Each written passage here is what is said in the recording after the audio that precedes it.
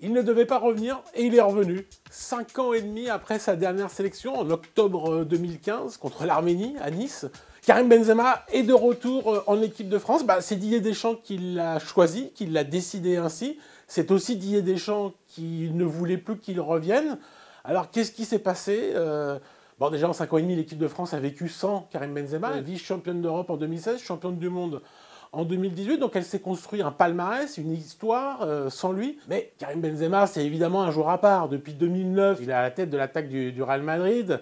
Il est résilient, comme on dit. Il est là, il est toujours là, il est de plus en plus fort, il s'améliore chaque année. C'est le 4e meilleur buteur de l'histoire, de toute l'histoire de la Ligue des Champions.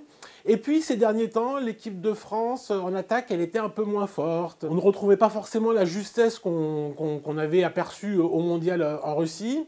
Il y a des gens autour de Didier Deschamps qui lui ont dit « Est-ce que tu ne penses pas qu'il serait temps de pardonner, de tendre la main à Karim Benzema ?» qui avait eu des propos qui avaient heurté Didier Deschamps.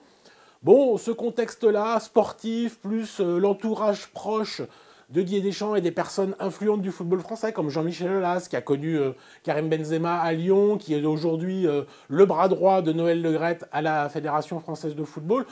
Tous ces gens-là ont initié un rapprochement et Deschamps a tranché. Il a vu en avril Karim Benzema, ils ont aplani leurs différences, ce qui fait que le 26 mai, dans le Parisien, partout sur vos télés, vous allez voir une image qu'on ne croyait plus possible.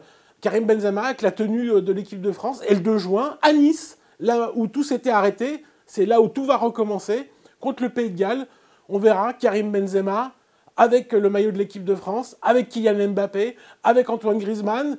Toute l'Europe le dit, c'est la meilleure attaque du monde. Elle est française, ça promet un Euro fantastique.